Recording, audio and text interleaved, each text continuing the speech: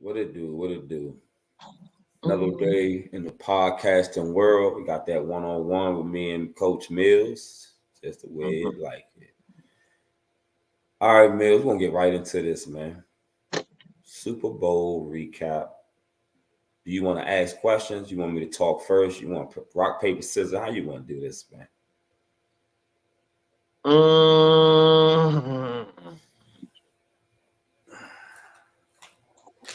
What did you think was going to happen? Besides, you thinking y'all was going to win? What did I think was going to happen? What you mean? Yeah, what did you think was going to happen? Prior to the game, during the game. Come on, man. Let's get to it. Because did you have your score predictions? Because mine was 28-17. I think mine was 31-28, us by 3. Okay. But that was a score prediction, but I never was confident going against Mahomes, the refs, Taylor Swift, and the game. You know, I ain't put no money down. Going to the game, I was confident that my team could beat the Chiefs. And I was more confident playing the Chiefs versus playing the Ravens. I was kind of like when y'all lost. First of all, I was rooting for your Ravens because I was definitely rooting for Lamar. I really wanted him to go to the chip. And I felt a little bit comfortable that y'all lost because I felt that y'all was a team I definitely did not want to play. I felt more comfortable that my team could match up against the Chiefs a little bit better than against y'all. And going into this game, I thought that we had we got the players and the ability to win this game. And in the game, I felt that we still had the ability to win the game the way we started off the game. I thought that, it's a couple of jitters from a couple of all-pro players that have never been at that stage before. And I thought that we had the capability of winning the game the way the defense came out to play. I was more nervous about the run defense, Chase Young setting the edge, and I felt like the defense came to play. I felt like the offense didn't.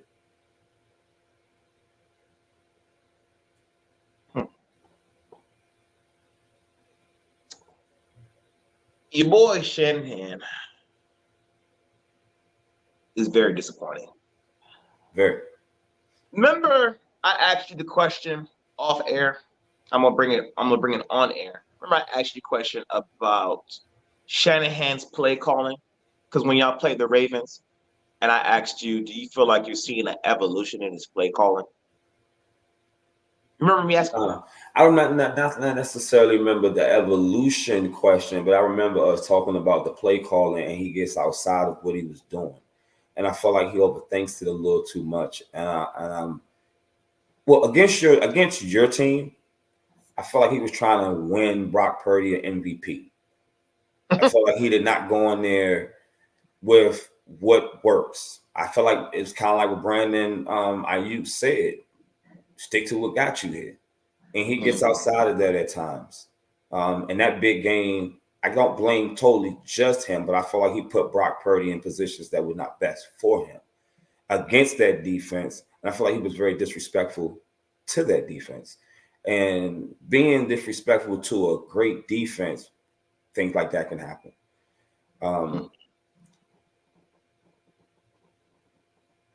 The play calling, I feel like the way he strategizes his plays is he games plan very heavily during the week.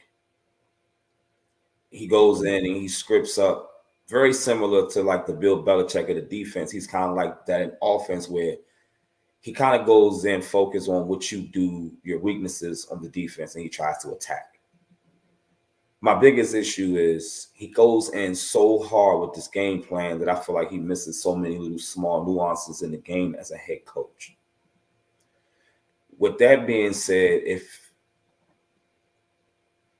when people call you a genius, I got to start questioning, are you really a genius? What have you actually came up with that is genius? I mean, that's your daddy's run scheme. You just motioning a bunch of people, a whole bunch of smoke and mirrors. To me, you're getting out coached by coaches that were under you. To me, every time you lose coaches, I started to see that, is it really you that's been calling all these plays, or was it McDaniels? Was it McVay? It was all these coaches that was with you. And if you want to be a coaching genius, when am I going to see your offensive genius in the big game? So I'm not going to sit here and talk about the ifs, the holding calls that didn't happen, and everything that we had to battle against, because I feel like that team still an opportunity to win the game. Mm-hmm. Now, there's some issues I have with his play calling of his lack of running the ball in the big game when you're up with the lead. You're up 28-3 as an offensive coordinator against the Patriots in the Super Bowl. You blew the game. I don't hold you fully responsible because you wasn't the head coach, but you was 80% of that was your play calling. 4 years ago against Kansas City Chiefs in the fourth quarter, you're up 10. We get outscored by 21 points in the fourth quarter. Wasn't running the ball. Again, we're up 10 in the third. 3 and outs. Out of 9 plays, while we're up 10, you pass 8 out of 9.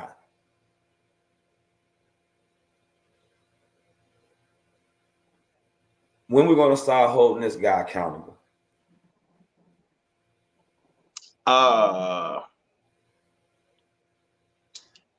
We're doing it now. I think the problem is we have too many people on social media that's talking about players, and they really are not really understanding how this game really works. And this is my problem. I have a problem with a lot of people going onto these platforms with football backgrounds, and you're leaving a lot of meat on the bone. You're making a conversation and thinking, and then you're putting other people in a position just to come up and speak about something, when we all know that quarterback is the hardest position to play in sports. There is no digital pad in the huddle for people like myself or Javon to come see it. This quarterback has to memorize up to like 100 plays. I don't know how many plays Shanahan's has, but I'm pretty sure it's a lot for Purdy to go out there and execute. And just to vent all this off, I won't change how I view quarterbacks in this sense, right? I give you a couple of years. I'm not going to put all this tagging on you on who you are until you get a little bit older. I'm not liking the fact of how Brock Purdy is in the same sense of a Tom Brady. I'm not liking him in the same sentence with a Joe Montana. Only just because of it's relinquishing the job of what Shanahan is supposed to do. Purdy is out there executing. He isn't the script. He's someone executing the script. Now, can he beat script at times? Of course. What I mean by that is if he sees an opening to go run, you go run. If he's breaking out of pressure, which he's actually done a great job this year of getting out of pressure, which is an intangible a lot of quarterbacks don't have, which is getting out of pressure. He gets it done. But this game, and I'm normally not a numbers person, but I've been saying this whole postseason, it's very hard to win a ball game when your quarterback is out there throwing that ball over 30 times. The scoreboard ain't really changing. Josh Allen threw the ball 37 times, 38 times. Lamar threw the ball 38 times. And how many times did Purdy throw the ball? 36, 37? Yeah, but how many times did Pat throw the ball? Pat threw the ball too. So Pat threw the ball. It's how you throw the ball 30 times. It's what you do in between those 30 passes. It's how you set up those passes. The run game has to marry that. Because if you're saying I 30 passes, but I was on offense, I had 60 offensive plays, it was 30 runs. It's balanced.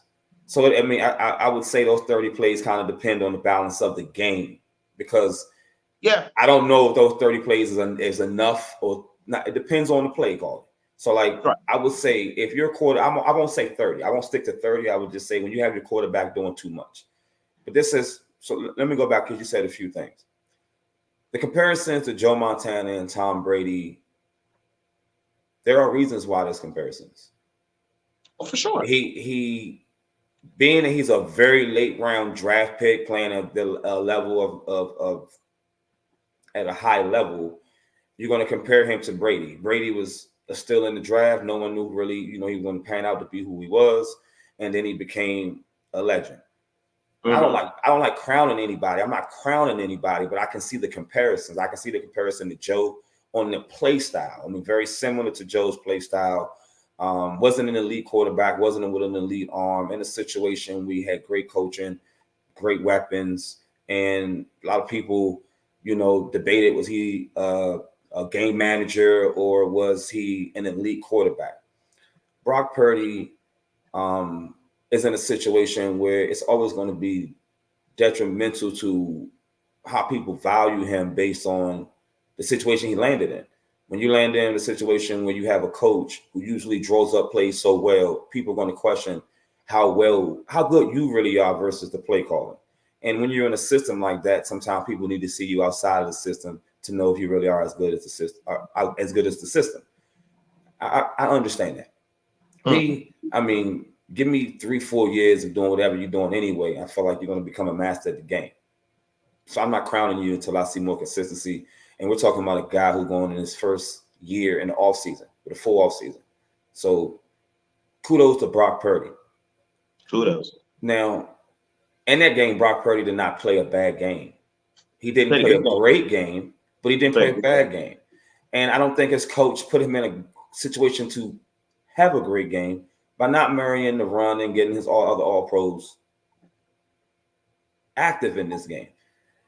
I mean, we can go down the line and talk about why we feeding Debo so much instead of IU.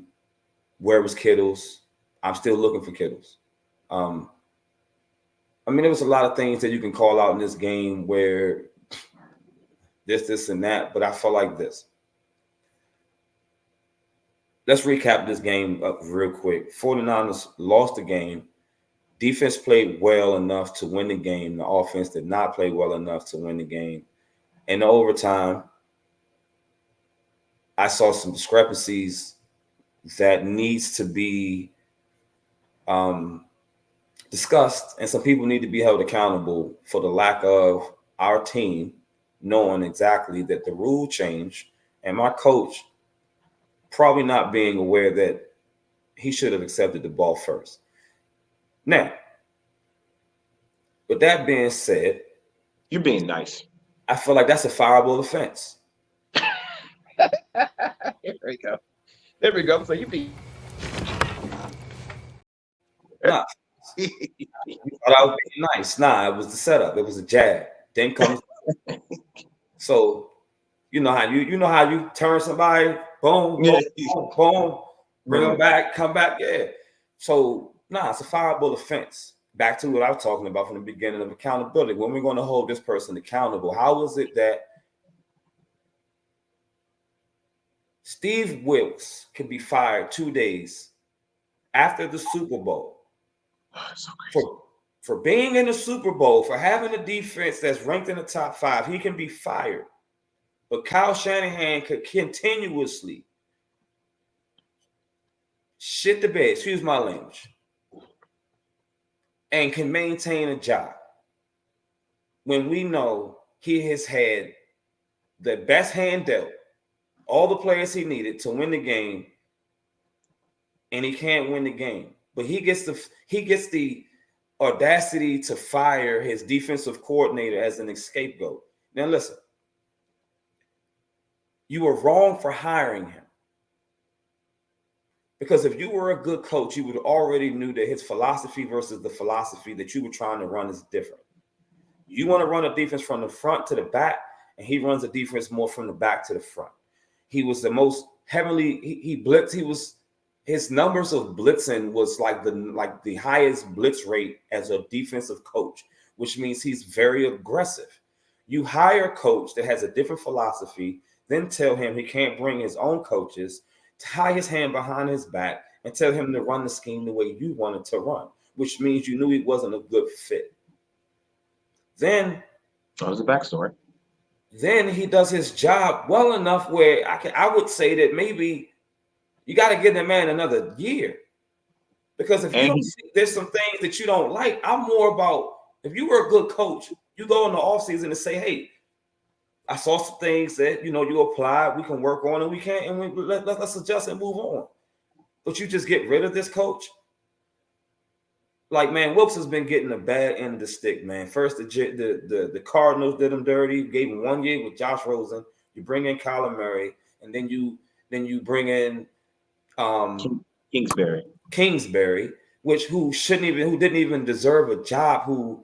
I'm not going to talk about how these guys just get opportunities, but this guy's just getting the short end of the stick. Then you give him the opportunity with the Carolina Panthers. After you fire the coach, he becomes the interim head coach. And he goes and wins 6 games at the end of the season and doesn't get the opportunity for you to bring in Wright to fire him halfway through the season. This guy goes with a team that they shouldn't even really have hired him. They hired him. His numbers is well enough as the previous coach, and he's improved numbers in our defense. I will say our run defense got worse, but our pass defense got better. We made more plays on the ball. So for some things that changed, he improved. Give that man another year and actually get him some run-stopping defense players. I think we could have really did something. But, man, they fired Steve Wilkes, Ron. They fired him. I'm over here thinking about Cat Williams' statements. He said, you got an allegiance to losing. You got an allegiance to losers. This baby is rice-skinned, but not light-skinned. That is a white child. That is Caucasian from the mountains of Caucasus. I'm sorry. I'm laughing because as you're saying all this, I'm replaying so much about your team. You had a quarterback battle, which was another off-air conversation. I'll get long-winded about that. Was it a battle? I don't know what it was, but I don't know. Listen. Whoever your management is when it comes to hiring and your first-round picks, they need to be gone. If Steve Wilkes is gone, let them go. Wilkes. Sticky Wicky. Wiggy. If he's gone. What did he say? If he's gone, get rid of them too. Because there's so much with the 49ers. Like you re-signed Deebo Samuel, and the contract and his production ain't matching. Man, let's not go into the top. Spellman's in Atlanta too. Second of all, I'm vacillating here trying to. Thank you. Wrap it up. All I'm gonna say is I find it odd how you let go of a guy and the man did his job on defense. You had 3 turnovers without Ron! Hey, Ron!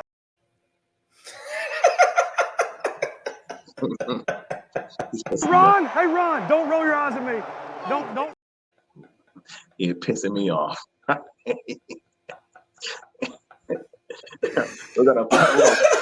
I wasn't ready. Ron! Hey. Oh man, I wasn't ready.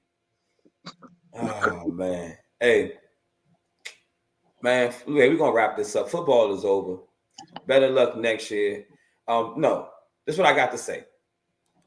Kyle deserves to be fired, and if he doesn't deserve to be fired, realistically, he needs to be fired from offensive coordinator and be just the head coach, because he does need to be fired from something. There needs to be some accountability. You're getting rid of a defensive coordinator who did his job in the Super Bowl and you didn't. D'Amico did his job, you didn't. Saleh did his job, you didn't. And I'm tired of these dudes. Well, some of these dudes went and got head coaching jobs. But I feel like Wilkes is getting the short end of the stick based on when you fire him, there's not too many other opportunities for him to get a job. But you know what? Football is over.